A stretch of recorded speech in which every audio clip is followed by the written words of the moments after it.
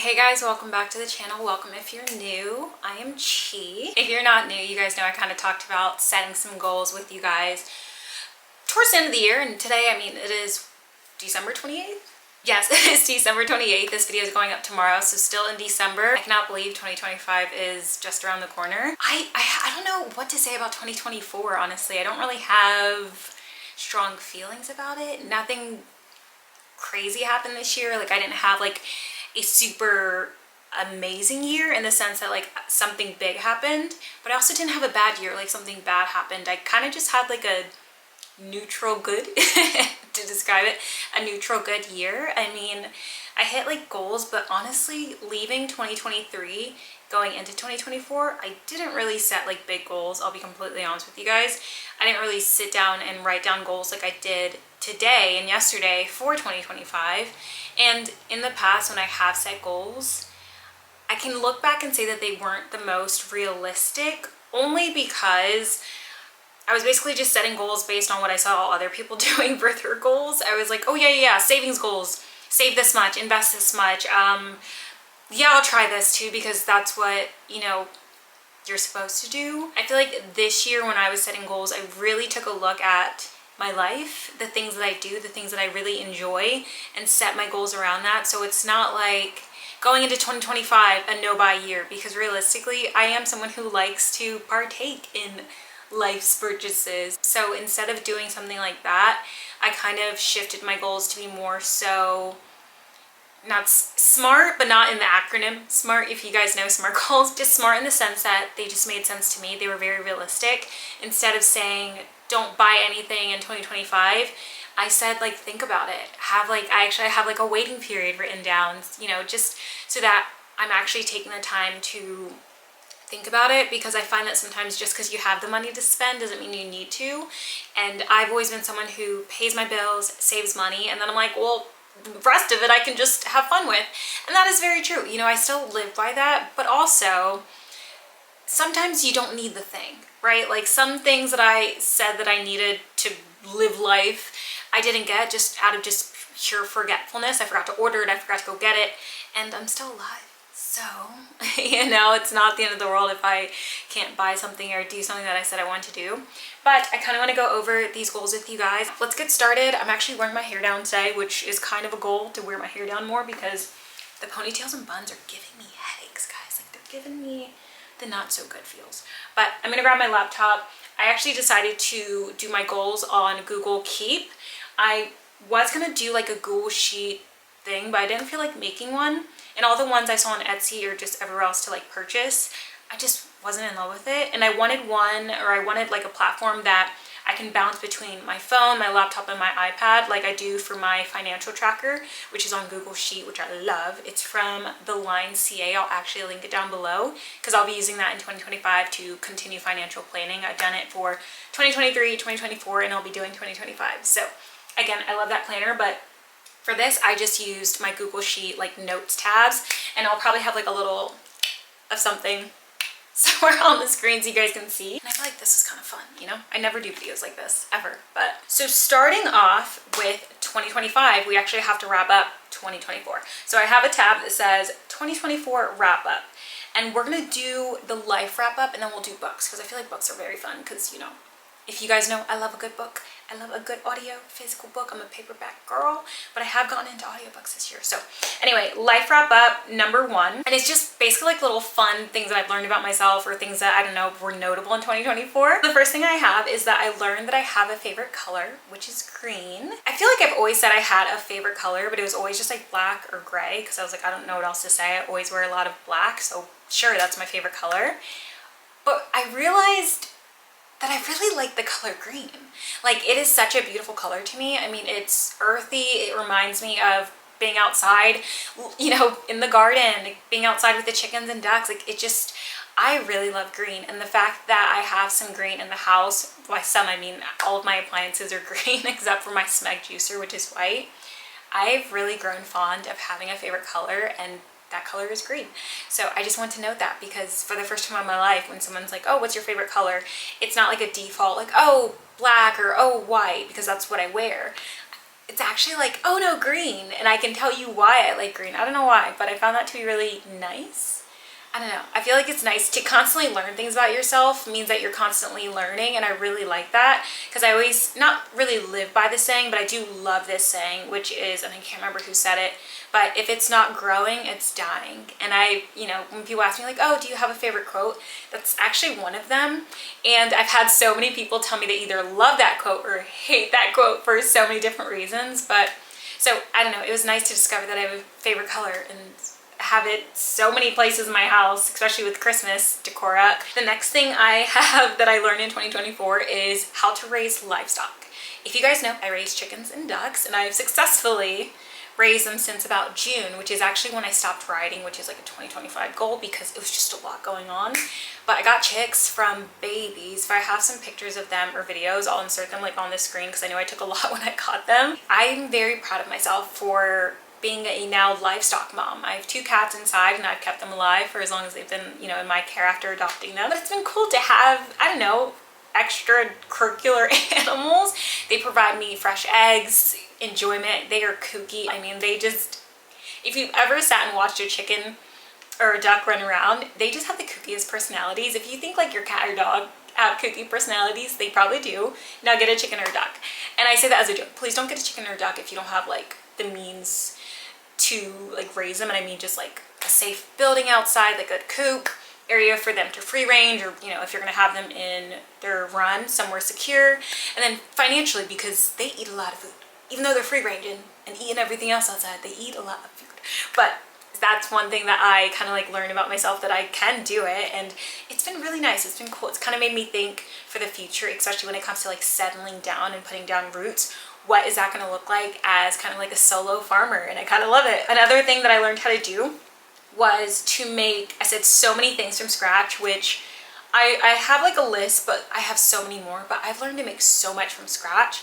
I started making my own bread end of 2023, but I mean, I've just skyrocketed in 2024. Bagels, bread, tortillas, I think I said bagels already. I can't remember if I said bagels, but bagels. I've learned how to make so many bread products, and I've been so thankful for it. Yes, it's easy for me to just throw bread in the cart when I'm at the store, and I'm not someone who's super diehard or gung-ho about what is exactly in your bread or whatever you're buying, because some things I could probably make from scratch. I just don't want to. I'm just gonna buy it, right? And then some things I want to make from scratch, again, not because I'm so anti whatever is at the store, it's just because it's fun. Of course, when I'm grocery shopping, I tend to go to grocery stores that maybe have a variety of choice, so I'm not stuck with maybe like a peanut butter that has ingredients that I just want to avoid. I have like you know, a variety, and I can choose what I want based on ingredients, based on the bottle, based on the brand. I don't know, but it's been really cool. I've also learned how to make jam, which is super easy, pickles, pickled jalapenos. I have just really kind of blown myself away with how much I've learned to make from scratch and how consistently I've done it. You know, it wasn't like a product that I was like, oh, this is cool, do it once, and then, you know, I just go off and not ever do it again. I've really been consistent. Like, obviously there's some times where I grab like English muffins because I haven't learned how to do that, even though I have a recipe in my cookbook. But when I'm like, oh, I want some wheat bread, instinctively I'm just pulling out ingredients, and it's been really cool to be able to do that. Granted, I still follow instructions or recipes, but I have like a basis, which is really, really cool. And then the last thing I have on the 2024 life wrap up is I learned to garden for my zone. If you guys know, I tried to garden in 2023 on my balcony in my apartment. That didn't really go well. And then this year I had more success. I was able to grow a bunch of jalapenos that I ended up pickling, which is really cool to be able to say that I pickled my own jalapenos.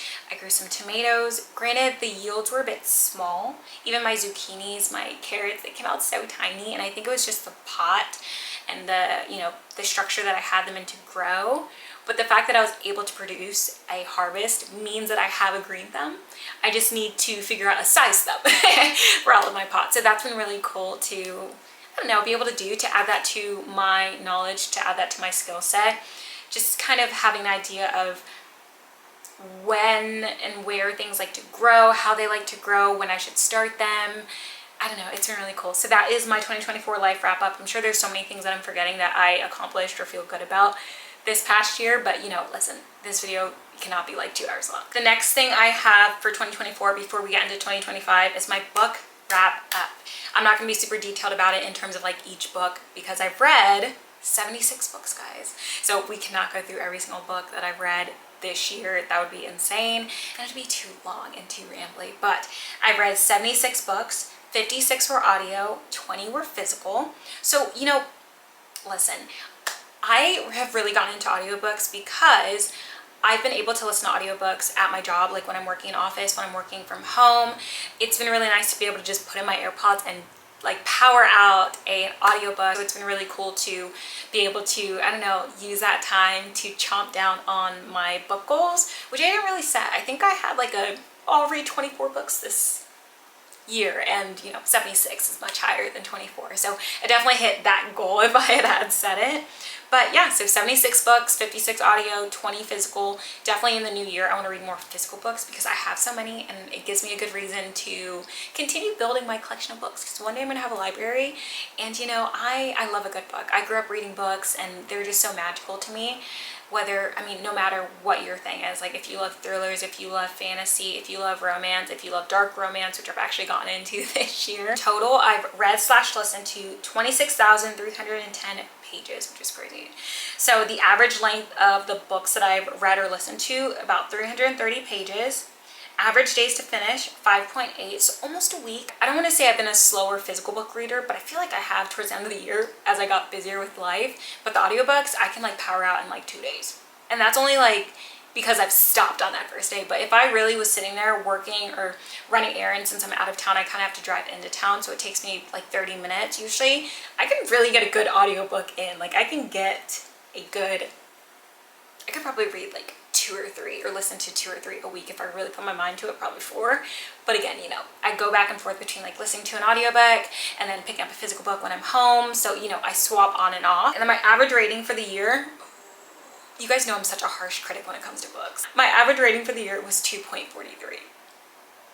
It's not awful, but it's definitely not even half. Because I do like out of 5.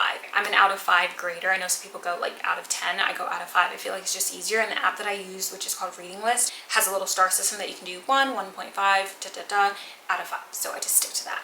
But yeah, so I'm hoping to boost that rating up in 2025 because I want to really be reading books that I truly enjoy, which is hard because you don't really know if you're going to enjoy a book until like 2/3 of the way. And then you're like, oh, this is not going the way I thought it would, but I have to finish it. You don't have to, but I'm like, I might as well. Unless it's a DNF, then I will DNF a book and not feel bad about it because life is too short. But I haven't, how many DNF books do I have? I should have added that. Maybe I don't know. But I think I have at least like 6 paused books, which I need to get rid of that thing. Either I DNF it or I finish it. I need to stop the whole dragging my feet with books. But I think I have probably like 10 DNF books where I was just like, and they're mostly audiobooks, if not all of them, where I started listening to it. I don't know why I'm doing this, but I started listening to it and I was like, ooh, this isn't going to be good for the next like 10 hours of the book. So I DNF it because I'm like, you know what? I'm not doing that. That's my wrap up. My current read is The Wrong Family by Taryn Fisher, which will likely be a 2024 read. I'm not finished with it yet, and I didn't want to add it because, you know, the assumption that I would finish. You never know what could happen. Maybe I find an audiobook today and I just decide to read that for the last, not even half of the year, but the last few days of the year. But that's my current read. Those are my 2024 stats. Let's roll into 2025. So let's start with 2025, talking about new releases. I currently have 3 on my list that I either want to purchase, I've pre-ordered, or I will get my hands on, whether physical or audio. I feel like 2 of these need to be audio for me because I loved the first books in audio, and I believe the book talk community says like listen, don't read, like a category of books like where you can read it but the audio is so good, especially if it's duet. I have found a new love for duet audiobooks, like bad. I just feel like every single audiobook needs to be read that way or I can't enjoy it. It has ruined me. So every author that has like a duet audiobook, you have ruined me for regular audiobooks where yeah. So anyway, so 2025 new books, book releases that I want to grab. I have Sith, and I hope I'm pronouncing that right, Sith and Sparrow by Bryn Weaver. It says it comes out February 11th, 2025, so I'll keep my eye out on that. And then I have Great Big Beautiful Life by Emily Henry. It says it comes out April 22nd. And I did have this pre-ordered on Target, and then I woke up one morning and they canceled my pre-order. And I think it's because I checked out with PayPal, so when they went to like go, I guess, charge my PayPal again or my card again, they couldn't because it was through PayPal, and PayPal protects you from stuff like that. So, you know, I need to get my hands on that. I probably need to pre-order it, but honestly, when I checked out with PayPal, when I bought like all my other books and that new book, I thought I already paid for it. Like, I didn't realize that they didn't charge me for the new book until they canceled it. And I Googled it and they're like, yeah, if you bought with PayPal, or let's say you bought with your debit card, but you didn't have like enough money on your card, they'll cancel it. And I was like, oh, I definitely checked out with PayPal. I check out everywhere with PayPal. I feel like PayPal just protects you. And anyway, I'm gonna get into a spiel about PayPal. And then the next book I have is Caught Up by Nevessa Allen, and that comes out June 10th, 2025. So those are my 3 2025 new releases, pre-orders that I'm excited about. I don't have any other books. I'm sure if there's some that come out, I'll add it to my list. I'll likely buy the Emily Henry book physical, even though I think it only comes out in hardcover first, which, you know, I prefer paperback. And then the 2 Caught Up and then Sith and Sparrow, I'll probably get audiobook, because those 2, the authors, again, their audiobooks just sound so amazing with the back and forth, the guy, the girl, the characters. It's like full cast duet. I freaking love it. So those I might not get physical copies of, but I will have those in my audiobook. And I like to use Libby, which is my free library app. Anyone can use it if you have a library card or a digital library card. I love it. I get to read so many audiobooks, ebooks for free. The library is such a beautiful, essential part of communities that I love the library. I could probably talk for hours about the library. So that is my 2025 new releases. Now to goals, the fun part, or the part that requires work. So let's just start in order of how I have it on my thing. And like I said, I might put like a little card here so you guys can read it. I'm not a financial planning girly. You just won't find that on my channel. I'm not private about my finances, but I also am private about my finances, just because I don't really think it's important for people to know exactly how much you make.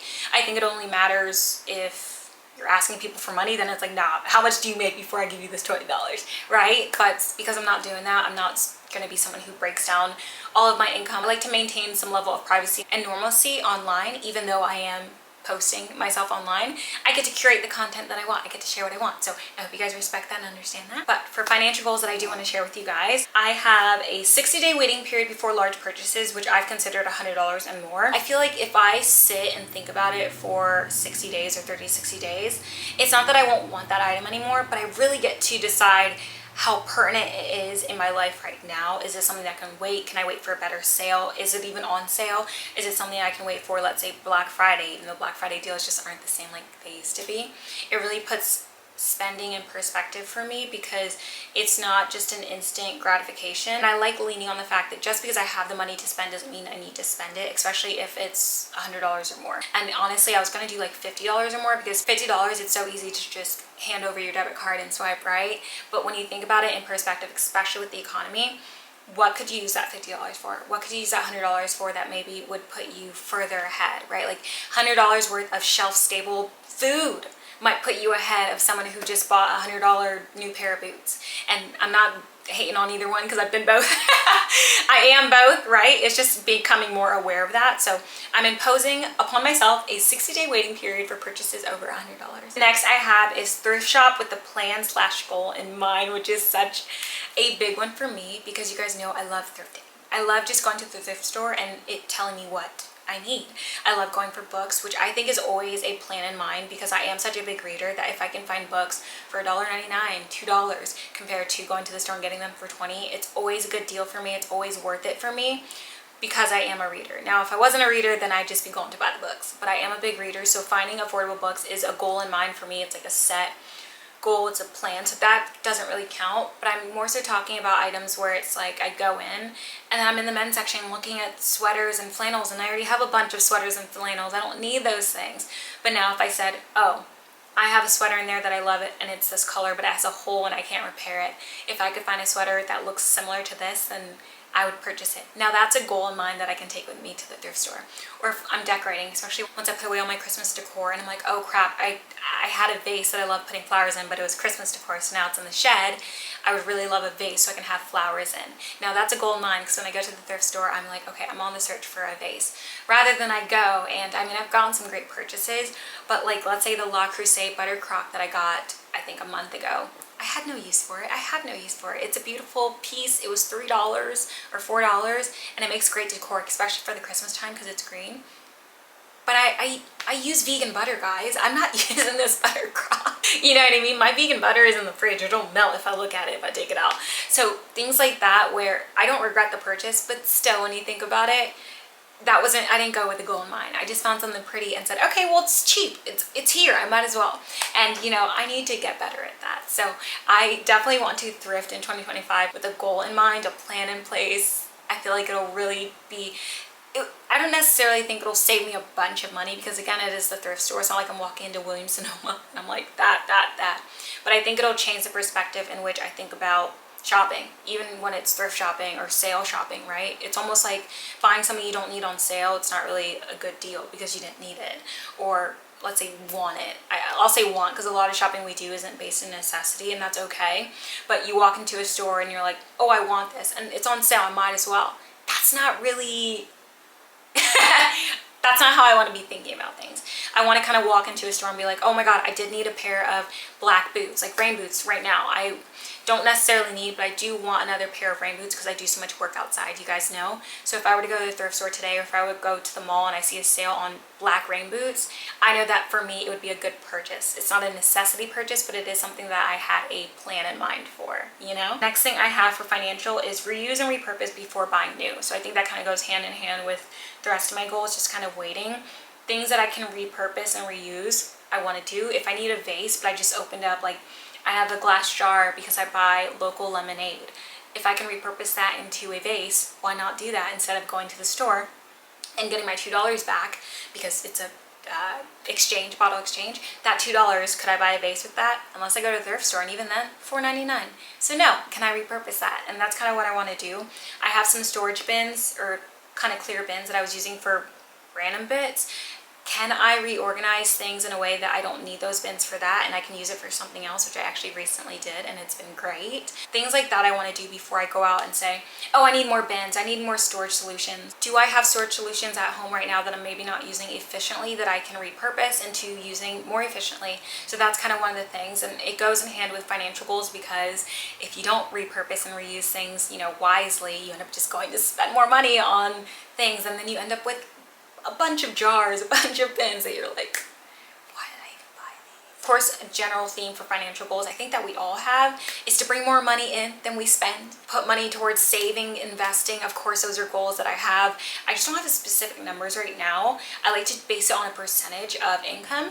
I've always been like that, and I find that I am more successful when I have a percentage goal rather than a set number. Instead of saying like, oh, I need to save 10,000 this year or 5,000 this year, I like saying I want to save 20% of my income. I want to invest 10% of my income by this date or a month or a year. I really like that because your income, especially as a content creator, can fluctuate. So it's kind of hard to say, let me set this number, because either you'll feel bad if you don't hit it, or if you do hit it, what I find sometimes happens is you hit it so early or so easily that you don't think to add more to that goal. Like, okay, well, if I hit 5,000 already and it's halfway through the year, what if I can do 7,500? You usually just take it and you're like, oh, well, I already hit 5, so I'm just going to take the rest that I could have saved or invested and spend it, or, you know. So I like to do a financial portion. Next, that's it. Let's move on to what's next. Ooh, reading goals. We have read 80 books. I said at least 40 physical, because I only read, what was it, 26? No, I only read 20 physical books this year. Not that anything's wrong with it. I'm not one of those people that's going to fight back and forth about whether an audiobook is a real book or not. I consider it reading because everyone can't hold a book and read, whether that's because they're busy, whether they have a physical ailment, whether they just really can't concentrate because, you know, words on paper is just hard for them. I'm not going to discount someone's reading because they're listening to it. Again, however you count it, that's fine. I just hope that we're open-minded because everyone consumes information differently. So you know, hey. So anyway, that is my goal, read 80 books. And then I have read more from Black female authors because I think that's important. I really want to read more from authors that are like me, and I think that's a great way to support my community. And then of course for reading, it's kind of same thing that I always do is thrift before buying, unless it's a new release that I can't find thrifted.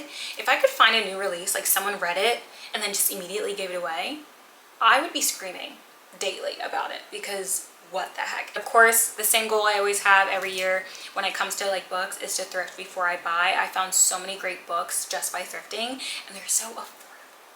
$1.99 versus like 12 in the store or 20 in the store has been really great, and I actually going to do that today, but we'll see. The next section of goals I want to go over is skill/knowledge goals. I only have 2 on here. I'm sure there's going to be a bunch more. There's going to be more things that I end up doing that I can add to this list and cross off, because you know I love a good do and then write on your to-do and then cross off. The first one I have is learn to water bath can, which I have mentioned a few times on my channel. I want to make sure I get this right. I want to make sure I do this safely, because botulism scares me, and as it should. But I want to learn to water bath can, and then I think maybe learn to pressure can, but I really want to learn water bath canning because I find that I make a lot of things at home that I could water bath can and preserve, like the pickled jalapenos, jam, making my own like diced tomato blend or salsa would be really freaking cool, especially with spring 2025 garden, because I have plans for that garden. I have plans, big plans for that garden. And then the second one I really want to do, and I feel like it'll really be important for me to know how to do just as like a single woman who really is self-sufficient and enjoys being self-sufficient, is learn 1 to 2 car maintenance tasks. Ideally, the 2 that I have are how to replace my windshield fluid and how to do an oil change for my car. Not necessarily that I will do the oil change, but I do want to know how to do it if I can't service my car. Typically when I take my car into service for my A or B service, they do an oil change, but I think it's important for me to know how to do those things because it's not super intricate from what I've seen already, what I've been like looking for my car. But it is a skill that I think will be beneficial to me, because what if I can't get it serviced? What if the oil changes become hundreds of dollars? Being able to do something like that to maintain my car, even add like an additional oil change to my car every year, aside from the one that they do when I get my car serviced, I think will be really beneficial, especially as my car gets older. I want it to last. I'm not trying to buy a new car. I'm one of those people where I like having a nice car, but it's a one and done for me. I'm not going to be eyeing a new car for a while, unless if you've been here since I had my white car. I bought that, and then I think 2 or 3 years later, I did like a CarMax or something like that to see what it was valued at. It was worth more than I had bought it for. Guys, I took it to CarMax and sold it, and then I got so unless that happens with my current car, because listen, if I can make a buck on a depreciating asset, I'm gonna do it. If I ever go on CarMax and it says your car's worth this and it's more than what I bought it for, getting rid of it. If I do that, I'm getting a truck. I'm gonna get a pickup truck. I'm not gonna get another SUV. Even though I love my SUV, I think like having a truck will be very beneficial for me, especially as my life continues to be homesteady. Those are my 2 skill/knowledge goals. Again, I'll probably end up hitting more throughout the year, but I just want to put those ones on paper. So let's shoot for social media goals next. This, super easy. I mean, I have a few on here, but we'll just run through it. I have stop doom scrolling on Reels/TikTok. Mostly Reels. I don't really get on TikTok unless I am going to like my friends' TikToks or to post something that I've already made and posted on Instagram. Because most of actually all of my Reels or like videos that I make where it's just like life around, I'm making on IG Reels and then just saving to my phone and uploading to TikTok and YouTube Shorts. I never make those videos on YouTube or on TikTok. I make them from Instagram and then share them out. So I end up doom scrolling on Reels, which is not good, because I feel like if you hover on a video too long, whether you like it or not, the algorithm is like, oh, you like this. And now you're shown things that you're like, this is like anger inducing, or what's it called, like rage bait. I hate that. But the algorithm doesn't really, it's not seeing your face. When you're looking at these videos, it's not hearing any comments like, oh, what is this? It's just knowing that you hovered for 30 seconds longer than the other. It doesn't take into account that the video was 30 seconds longer than whatever, right? And then also, engage with content that makes you feel good/positive. And again, that kind of goes hand in just managing the algorithm the best way you can. Of course, the algorithm, we think we know what it's doing. Half the time we're wrong, half the time we're right.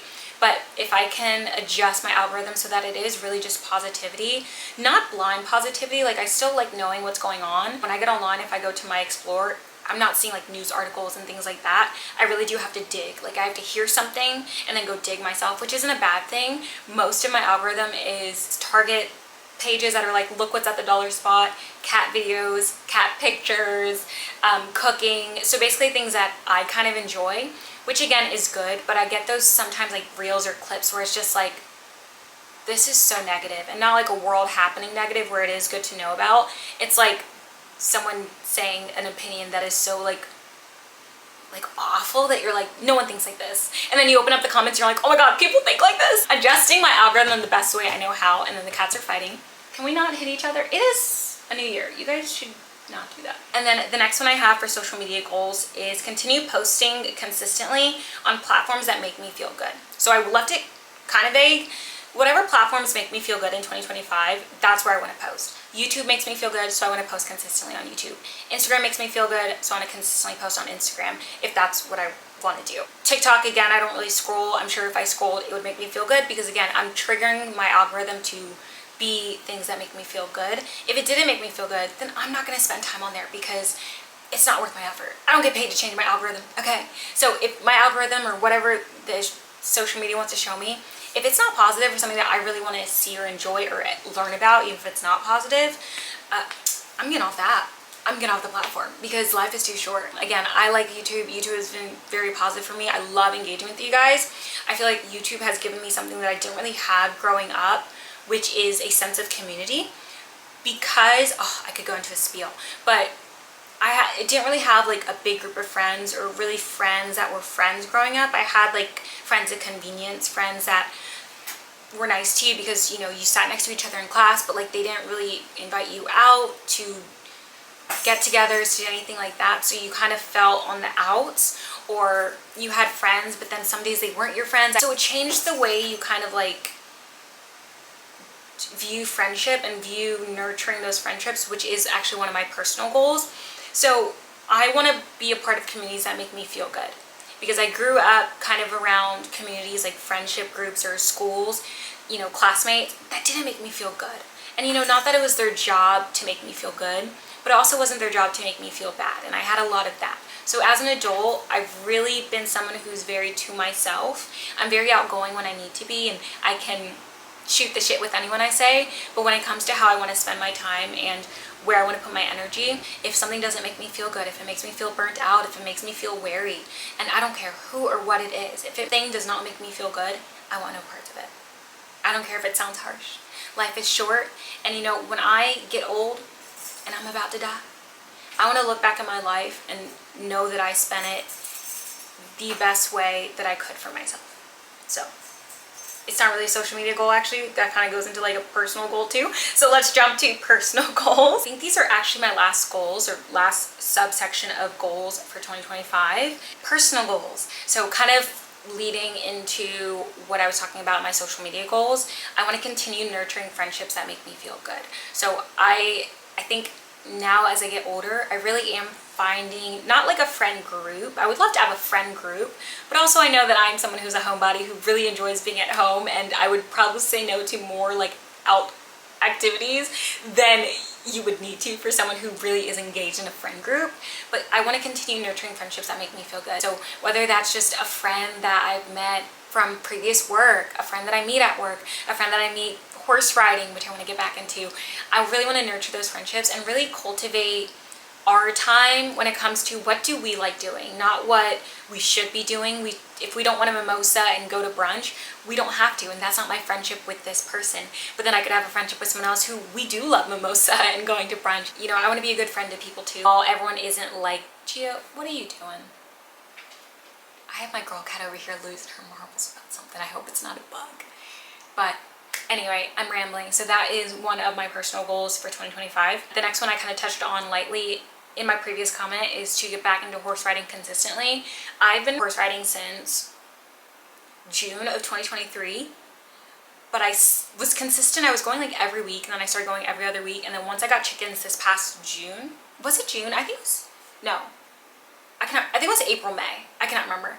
My last like horse riding lesson was like June. So around the time I got chickens and ducks, I just stopped horse riding. I just got so busy with keeping myself alive, the cats alive, them alive, and then moving them outside was a big thing because if you know, me and my mom built my chicken coop outside. I have a video linked on my channel of me and my mom building my chicken coop, which is really cool. She built her own and then she came over like the week after on the weekend and she's like, we're building a coop. I'm gonna meet you at your house Friday when you get off of work.